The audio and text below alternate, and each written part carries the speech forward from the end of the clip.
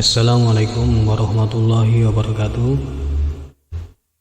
Kepada rekan-rekan BPS semua, pada sore hari ini saya akan menjelaskan pertanyaan dari Kak Melvi, yaitu yang masih berhubungan dengan analisis sidik ragam dengan 2 ANOVA, yaitu sidik ragam faktorial dengan 2 faktor dan masing-masing faktor bertaraf sebagai variabel bebas dengan variabel terikat. Variabelnya ada 2, yaitu jumlah ikan yang ketangkap, ekor, dan berat ikan yang ditangkap atau berat.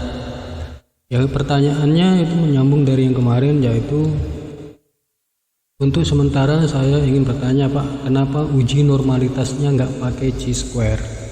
Jadi kita ketahui bahwa chi-square itu uji normalitas atau analisis yang salah satu syaratnya adalah data harus berkategori, karena kita ingin membedakan atau menguji kolom dan baris. Jadi kategori bisa tinggi, sedang, rendah, atau banyak, sedikit atau sedang.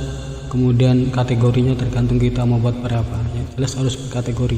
Kalau jumlah ikan dan berat ikan itu kan data masih masih skala.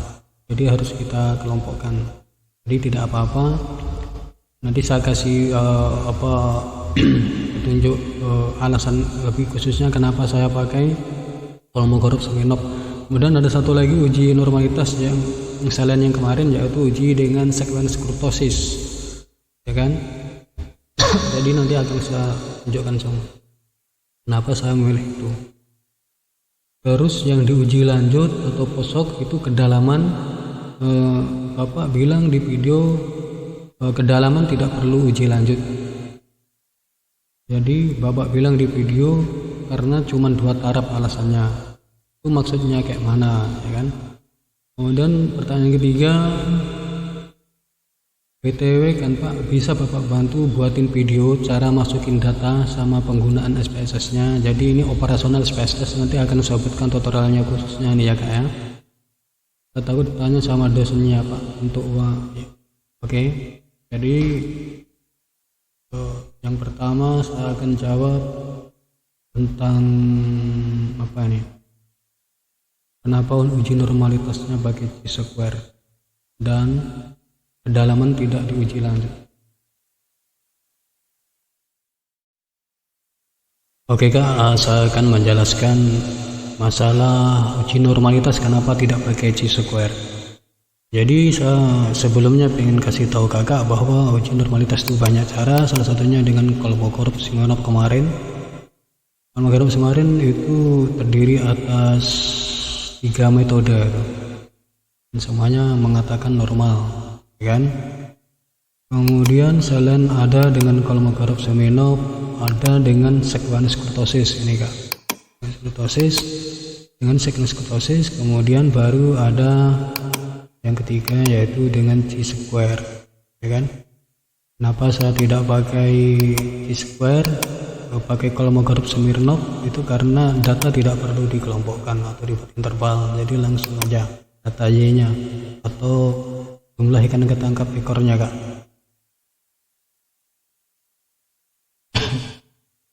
Kalau kita pakai chi-square kita harus mengkelompokkan, ya kan? Buat kategorisasi seperti 3 kategorisasi, tinggi, sedang, rendah gitu, atau membuat 5 kategorisasi, bisa juga, tergantung kita.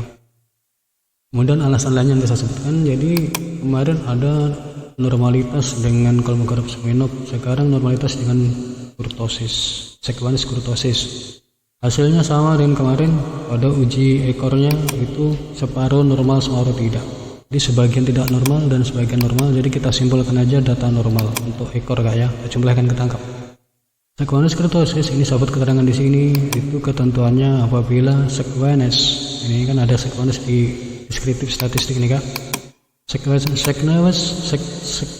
dibagi errornya itu kalau dalam rentangan 1,96 positif negatif itu dikatakan normal. Dan kurtosis begitu juga, kalau nilai dari kurtosis dibagi errornya itu Kalau nilainya berada dalam rentangan 1,96 dikatakan normal. Kalau di luar itu berarti tidak normal, seperti ini. Ada sequence dibagi errornya, ini nilainya 2,35 nih Kak. Nih. 2,35 nih kan. Udah. Jadi sequence dibagi errornya itu 2,35. Ini kan lebih apa ya? Lebih besar dari 1,96. 1,9 ini baik positif negatif. Jadi dikatakan data tidak normal. Kemudian yang kurtosis dibagi error ini nilainya 0,718. Jadi ini berada dalam rentangan 1,96 positif negatif. Jadi normal. Jadi sama. Ini kesimpulan normalitas dengan sequence kurtosis ini yang di ekor dijumlahkan tangkap sama dengan yang di Kolmogorov-Smirnov, yaitu sebagian normal sebagian tidak, maka kita ambil kesimpulan normal gitu kan.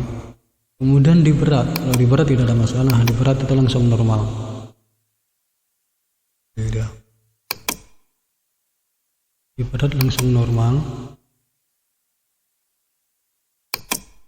kan. Sequence per error nilainya 2,65.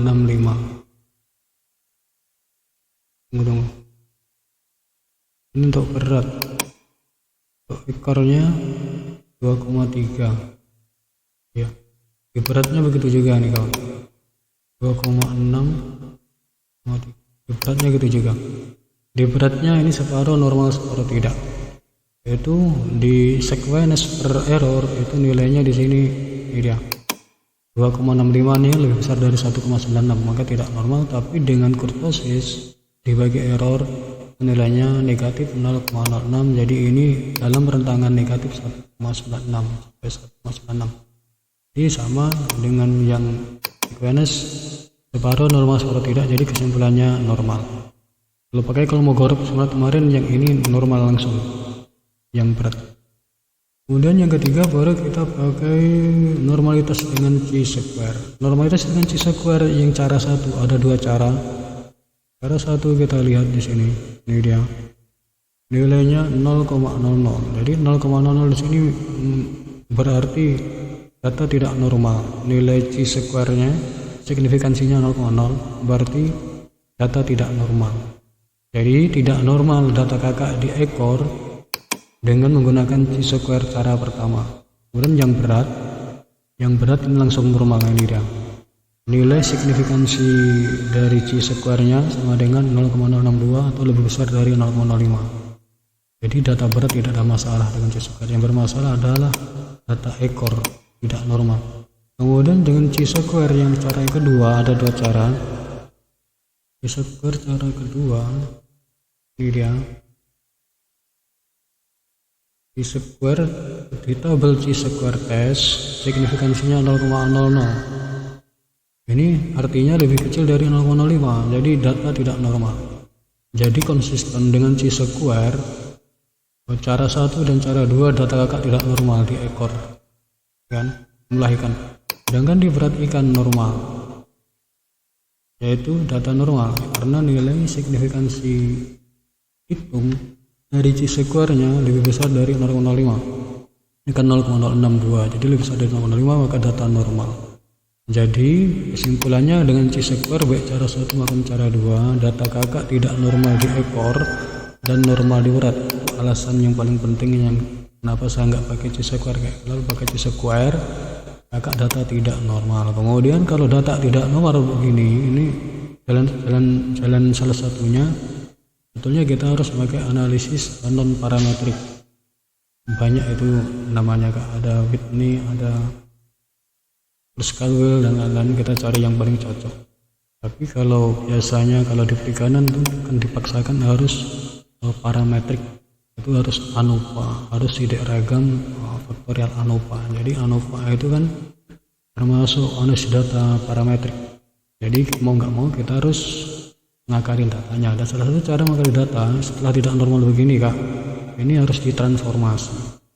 Transformasi adalah merubah bentuk data Kak. Kalau datanya kita rubah, mungkin bisa dengan log kan, sin atau lain sebagainya, log natural. Tapi untuk melihat ini kita pertama harus melihat data kakak, melihat kemencengannya ya Kak ya. Coba kita lihat kemencengan data kakak ini. kita lihat kamu pakai apa, kan transformasi itu banyak.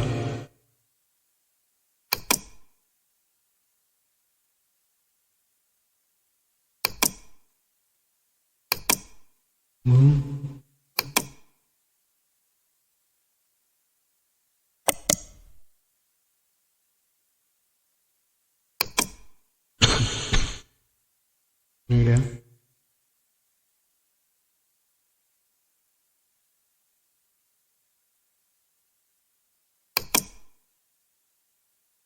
Informasi itu kan banyak.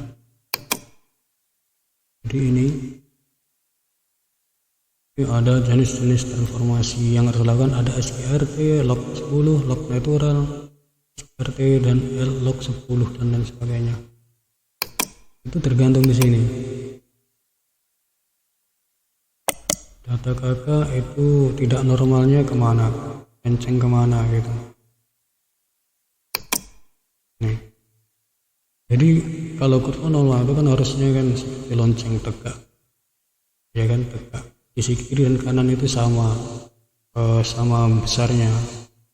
Kalau ini kan menceng-menceng, ini ada yang cekung, ada menceng. Jadi nanti masing-masing ini itu ada transformasi sendiri bisa dalam tabel tadi. Jadi kita mau lihat data kakak ini mencengnya kemana yang tidak normal ini. Coba kita analisis. Coba. Analisis dengan histogram. Kita ingin tahu data kakak yang ekor tidak normal, kita ingin tahu menceng kemana. Kita akan menentukan transformasi apa yang mau kita pakai gitu kan.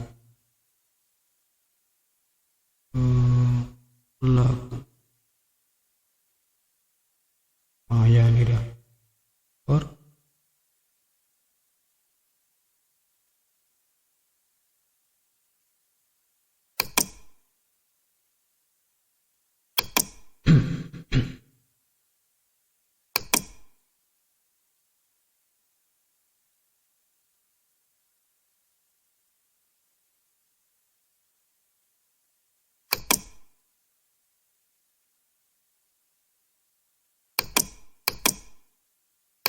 Lagi display normal kurva kalian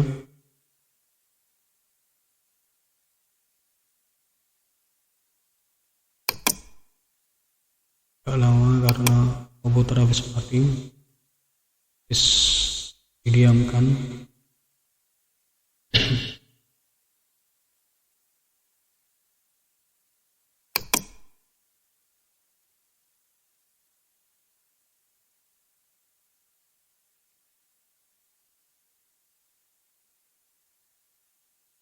Ini dah menceng ke kanan bawah.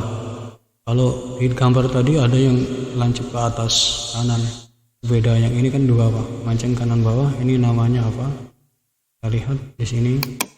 Ini namanya ini moderate positive sequence. Jadi moderate sequence itu transformasinya dengan apa? Kita lihat lagi, ya kan? Kita lihat lagi sini. Ini dia.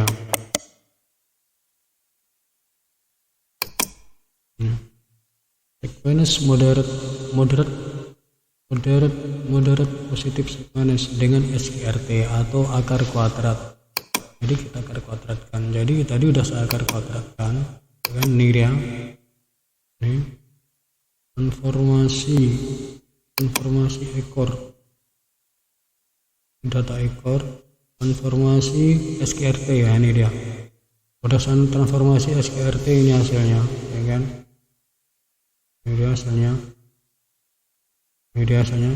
Coba kita uji, ya kan? Uji dengan apa? Dengan si kuadrat aja langsung. SQRT dan SQRT.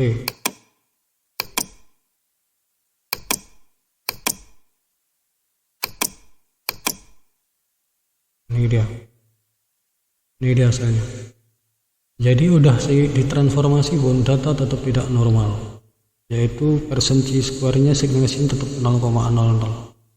Jadi data kakak ini bandel yang ekornya memang tidak normal. Kemudian saya udah coba juga transformasi dengan yang lain, saya coba-coba. Ini dia, ada transformasi LN log natural, tidak mau juga.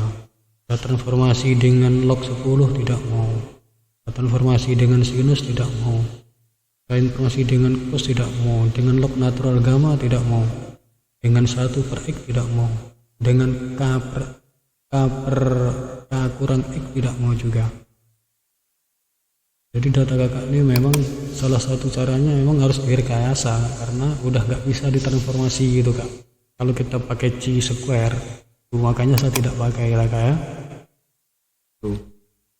Jadi itulah, kalau kakak pakai chi-square terserah, tapi kakak harus merekayasa data kakak itu direkayasa supaya normal gitu. Penelitian tata rekayasa tuh kak, punya dosen pun, karena itu kita sudah terbiasa dengan teknik analisis parametrik, dosen tidak mau dengan non parametrik, harus dengan ANOVA untuk faktorialnya kan. Jadi terserah kakak mau pakai yang ini, yang kalau mau semangat kemarin, atau pakai sequence kurtosis yang hasilnya normal tapi kakak pakai chi-square tapi hasilnya tidak normal, terserah kakak. Kalau chi-square ya implikasinya kakak harus berubah data. Kalau idealnya, kalau idealnya memang harus penelitian ulang, tapi kan berat, jadi rekayasa data aja, rekayasa sedikit agar datanya jadi normal gitu kak. Kemudian masalah kedalaman,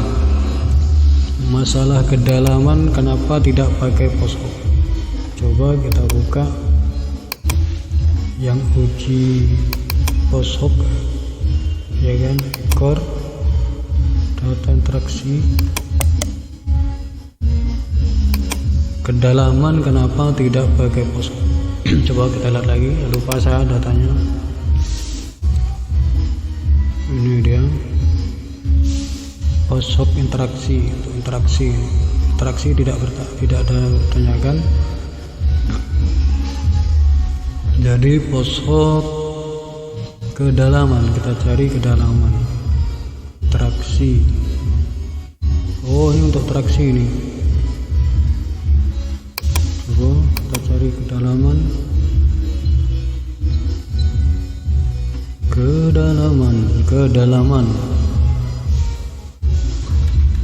Nah ini tentunya ini grafik kurva normal juga nih kak.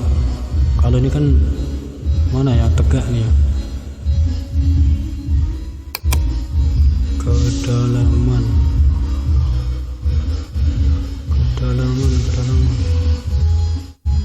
Oh ini regresi, sorry, ini tidak ragam. Nah ini dia kedalaman, ini dia dengan nilai ANOVA-nya. Kita lihat kedalaman, nah ANOVA-nya signifikan, artinya ada pengaruh antara kedalaman 1 dan kedalaman 1 meter dan 5 meter. Ada pengaruh atau ada perbedaan. Jika setelah begini ada perbedaan, maka kita pengen tahu perbedaannya berapa besar. Nih dia 0,551 atau 55%, ya kan. Kemudian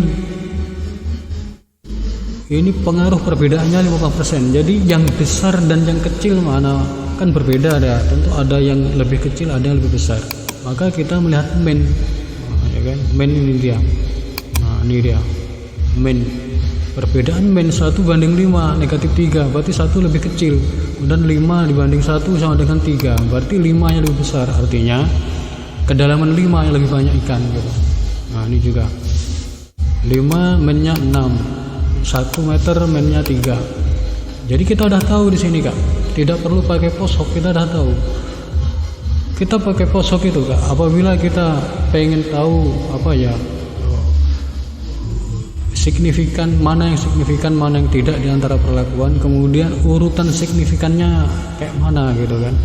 Kalau cuma 2 ini kak, kita kan udah tahu ini signifikan, terdapat perbedaan, besarnya adalah sebesar 55,1%. Kemudian yang lebih besar, yang lebih bagus mana, dan yang lebih kurang bagus mana, kan kita bisa tahu langsung dari mean-nya ini. Kita bandingkan aja langsung, ya kan. 5 meter lebih bagus dari 1 meter karena rata-ratanya jumlahnya lebih banyak dari 1 meter. Lain kalau 3 Kak, 34. Kalau 34 kita nggak bisa begitu, ya kan? Harus menggunakan menggunakan tabel subset, ya kan? Kita meminjam ke 2K dan HSD, 2K HSD atau Duncan, karena pada LSD tidak dapat subset, gitu Kak.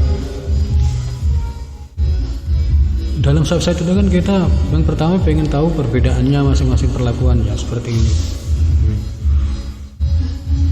Nah, ini kan umpan namanya.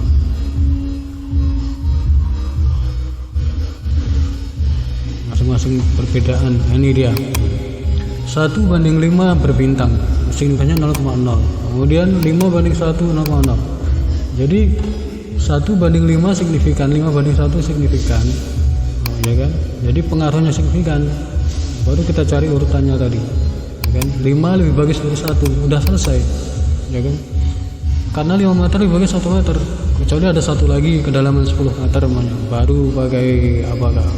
Baru pakai uji lanjut, ya kan? Karena kita membedakan 3 itu pengaruhnya kayak mana.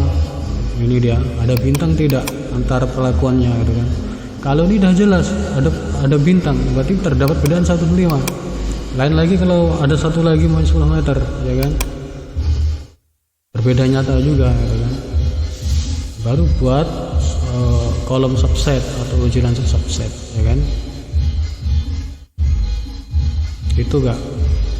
Kemudian mengurutkannya, kita urutkan lagi ke min yang paling besar mana, gitu kan? Min paling besar itu belum tentu dia berbedanya. Umpamanya sini ada min 7 umpamanya ke dalam 10 umpamanya, ya kan? Dengan 10 ini minnya 7,0 umpamanya ini, ya kan? Pokoknya 7,0 ini umpamanya, kan? Tapi tidak signifikan. Di sini tidak signifikan. Di sini pokoknya 0,6. Jadi signifikasinya lebih besar dari 0,5, tidak signifikan. Jadi bisa dikatakan kayak mana? Apakah yang kedalaman 10 ini yang paling bagus? Tidak, karena kedalaman 10 statusnya sama dengan kedalaman 5, walaupun minnya lebih besar atau paling besar. Tapi dengan uji signifikansi dari ANOVA, dari sidik ragam, kedalaman 10 itu tidak signifikan, tidak berbeda signifikan dengan kedalaman 5 umpamanya, gitu kan? Jadi biarpun minnya itu paling besar, tapi kalau dia tidak signifikan, jadi tidak dikatakan kedalaman 7 yang bermin paling besar ini dikatakan yang paling bagus perlakuannya. Tidak, itu maksudnya Kak. Jadi paham gak ya? Jadi kalau cuma 2 kan langsung dapat. Yang ini dibanding yang ini signifikan. Jadi yang bagus mana? 5 lebih bagus dari 1, ya kan? Kan kalau ada satu lagi itu baru di post op, ya kan? Karena kita pengen tahu, ya kan? Yang 3 ini mana-mana aja yang signifikan. 1 dan 5 signifikan. Kemudian 5 dengan 10 tidak signifikan. Sedangkan minnya paling besar. Jadi kayak mana tuh? Dia tidak berada pada minnya, tidak berada pada kolom yang berbeda dalam subset, tapi berada yang pada tempat yang sama, gitu kan? Artinya biarpun minnya besar itu tidak menjamin dia menjadi perlakuan yang paling bagus. Seandainya dalam uji signifikansinya dia tidak signifikan, ya. Jadi itu kan. Jadi kalau 2, jadi kesimpulannya kalau cuma 2 tidak perlu pakai uji lanjut karena langsung tahu. Kalau tidak signifikan, pokoknya dalam uji sig ini tidak signifikan, lebih besar dari 0,5. Jadi kita udah langsung tahu tidak signifikan. Jadi kenapa tidak diuji lanjut? Ya karena tidak signifikan. Kalau tidak signifikan perbedaannya tidak perlu uji lanjut, biarpun dia ada 10 Kak ya. Biarpun ada 10 perlakuan ini, ya kan? Ada 10 kategori ini. Kalau tidak signifikan dalam uji ANOVA ini sidik ragamnya, tidak perlu uji lanjut. Karena uji lanjut gunanya dilanjut dilakukan hanya pada saat signifikan. Artinya terdapat perbedaan yang signifikan. Kalau tidak dapat perbedaan signifikan, untuk apa uji lanjut? Karena dia tidak ada bedanya, artinya sama aja secara statistik, gitu kan? Kalau dia berbeda baru uji lanjut, kita ingin tahu urutannya. kita pengen tahu urutannya dan mana yang berbeda, mana yang tidak di antara perlakuan gitu kan. Itu kayak. Jadi kalau dua tidak diposok alasannya. Kalau dua langsung tahu, kalau tidak signifikan langsung tahu, kalau signifikan langsung tahu mana yang bagus, mana yang tidak, mana yang lebih bagus, mana yang kurang bagus, seperti ini. Itu kayak. Kemudian masalah masalah cara masukkan data ke SPSS dan cara membaca, cara mengoperasionalkan sidik ragam ini SPSS, nanti saya buatkan tutorial khusus kayak. Jadi untuk sementara sekian dulu Kak. Assalamualaikum warahmatullahi wabarakatuh. Selamat sore.